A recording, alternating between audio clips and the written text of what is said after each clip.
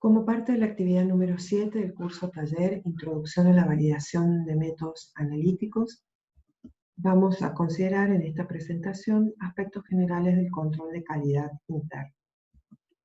El control de calidad interno puede definirse como el conjunto de procedimientos llevados a cabo por el personal del laboratorio para el monitoreo continuo del procedimiento analítico y los resultados de las mediciones, con el fin de decidir si los resultados son lo suficientemente confiables para ser publicados. El control de calidad interno es extremadamente importante para garantizar que los datos informados por el laboratorio son adecuados a propósito. El objetivo principal del control de calidad interno es responder a la pregunta: ¿el método se ajusta consistentemente a propósito? El control de calidad interno debe ser planificado para evitar actividades innecesarias y evitar ignorar algún parámetro que es importante tener en cuenta. La planificación del control de calidad debe incluir verificación de las concentraciones apropiadas y los tipos de muestras de control que se van a utilizar de acuerdo al alcance del método, definición del propósito de cada control. Se puede controlar el método completo o partes del método, inclusión de un control al inicio y al final de cada serie analítica, la inclusión de comprobaciones intermedias de la estabilidad del proceso de medición y de la estabilidad de las muestras, y se debe incluir además cómo se hará la selección de los datos que se van a incorporar a la base de datos que permite actualizaciones en el control de calidad. La norma internacional 17025 incluye en el ítem 7.7 la necesidad del aseguramiento de la validez de los resultados. Establece que el laboratorio debe contar con un procedimiento para hacer el seguimiento de la validez de los resultados. Los resultados se deben registrar de manera que si existen o se presentan tendencias, estas sean fácilmente detectables, y cuando sea posible se debe aplicar algún procedimiento, una técnica estadística para la revisión de los resultados. Además, establece que este procedimiento de control de calidad debe ser planificado y revisado periódicamente, y debe incluir, entre otros, el uso de materiales de referencia, el uso de instrumentos alternativos calibrados, uso de patrones de verificación con gráficos de control, ensayos de muestras ciegas, repetición de ensayos y comprobaciones intermedias en los equipos de medición. La guía Eurachem, la adecuación al uso de métodos analíticos, también establece la necesidad del aseguramiento de la validez de los resultados y propone una serie de herramientas para el control de calidad interno, entre ellas el control de duplicados de muestras estables, el análisis de blancos, de muestras adicionadas, muestras ciegas, muestras de control de calidad y el uso de gráficos de control. Si bien cada una de estas herramientas es importante y proporciona determinada información, en esta presentación nos vamos a referir especialmente al uso de gráficos de control. Los gráficos de control representan una herramienta poderosa y simple para el control de calidad dentro del laboratorio. Los gráficos de control se desarrollaron originalmente en la década de los 20 como herramientas de calidad para el control de productos fabricados. Los gráficos de control se basan o la base es que el laboratorio procesa, junto con las muestras incógnitas, las muestras problema o las muestras de rutina, controles en una ejecución analítica. Es decir, junto con las muestras problemas se deben analizar muestras, las muestras de control de calidad. En este ejemplo, las muestras problemas son las T1, T2, T3 y otras más que pueden analizarse, pero junto con ellas se analizan, en este ejemplo, distintos controles de calidad. Estos tres primeros corresponden a soluciones de patrones. También se incluyen en esta ejecución analítica blancos, con muestras blancos, que pueden ser de distinta naturaleza, y muestras de control de calidad, que pueden ser preparadas en el laboratorio a partir de muestras similares a las muestras problema, por adición de patrones, o puede tratarse de materiales de referencia certificados. Una vez que se han analizado estas muestras, los valores obtenidos para las muestras de control se incluyen en cartas o gráficos de control, como los que pueden ver en esta imagen, en los que los valores obtenidos se van periódicamente se van representando. Como pueden ver, acá se han obtenido datos en distintos, creo que con una frecuencia diaria, es lo que representa este gráfico, y de esta manera es posible rápidamente obtener información acerca de si el valor obtenido está dentro de los límites de control, que en este ejemplo, y ya lo voy a explicar con más detalle, corresponde a la franja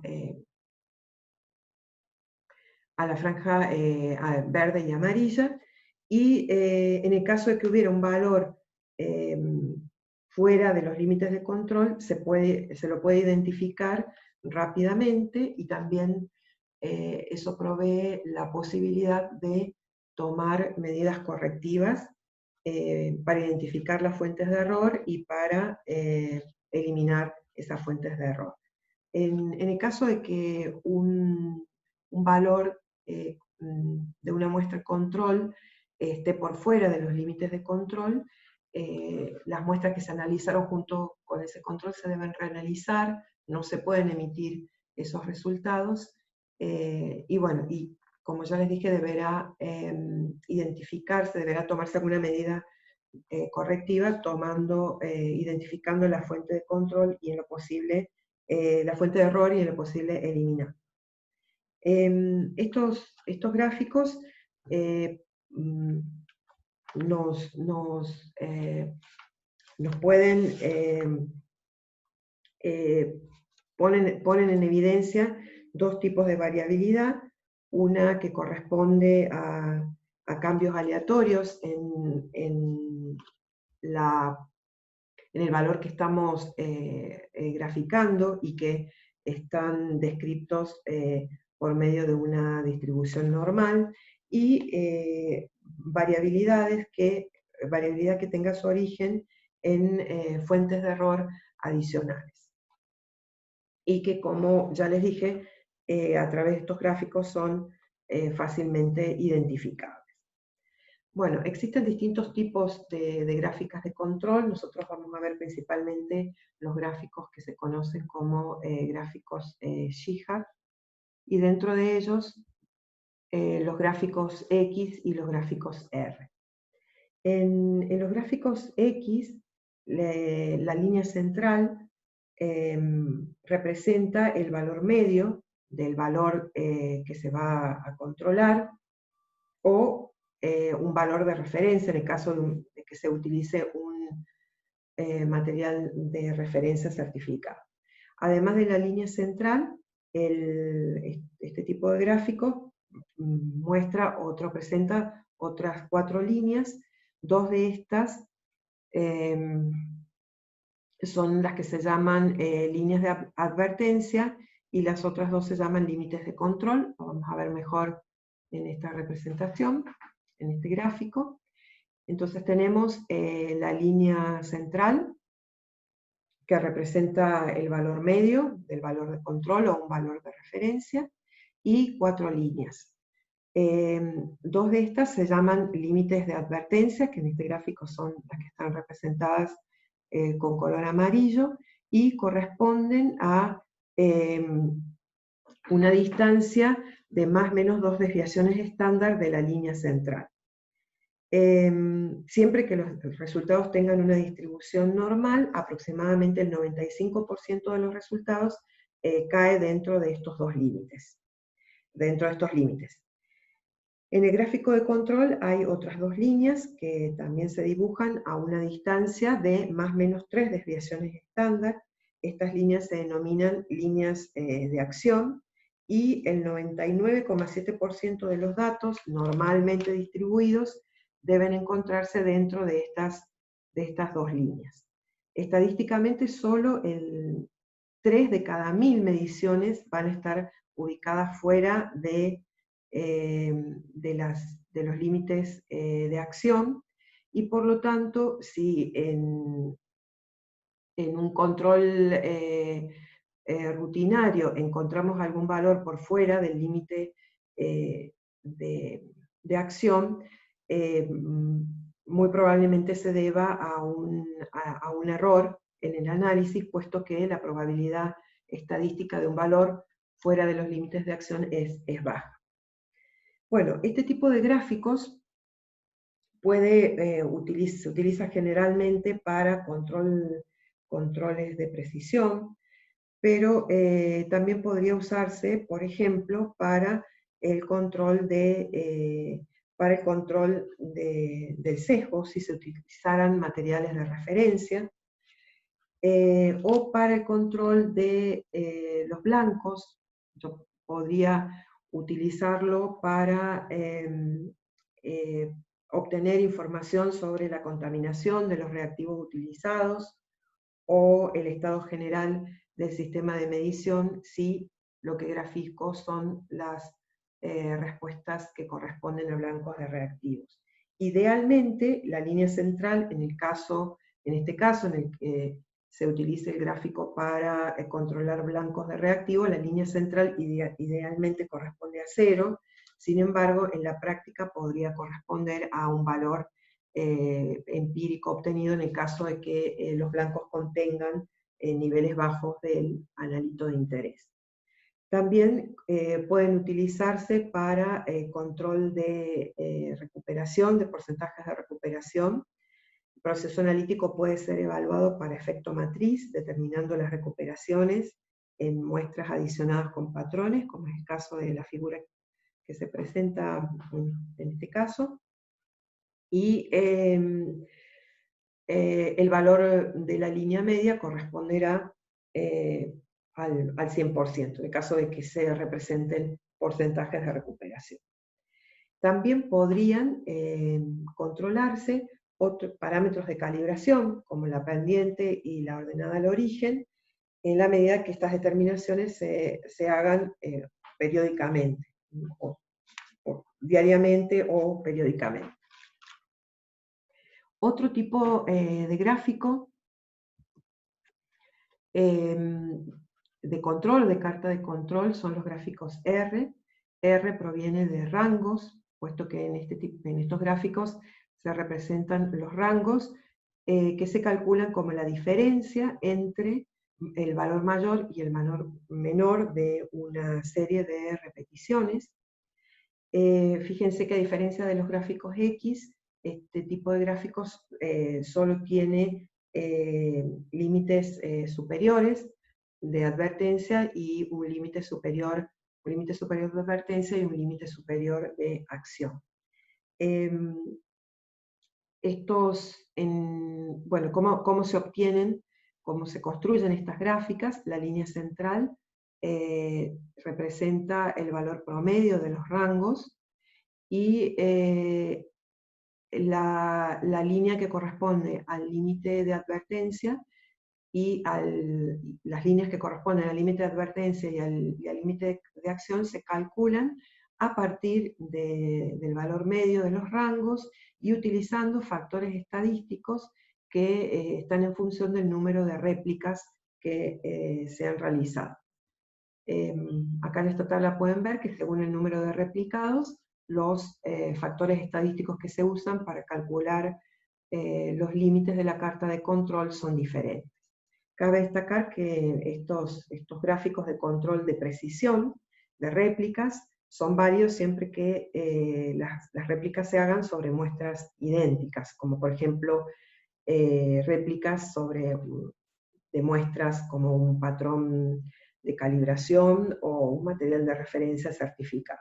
Para otro tipo de muestras no idénticas, como por ejemplo muestras ambientales, en las que los rangos no son independientes de la magnitud de la medición, se deben usar otro tipo de gráficos. Bueno, finalmente, para terminar esta presentación, vamos a hacer algunas consideraciones acerca de la interpretación de los gráficos de control. Si suponemos que el proceso, el análisis está bajo control estadístico y esperamos entonces una distribución aleatoria de los resultados en torno a la línea central y dentro de los límites de advertencia. En ese caso, consideramos que el análisis está bajo control. En situaciones como esta, en las que se presenta, en las que tenemos puntos que están fuera de las líneas de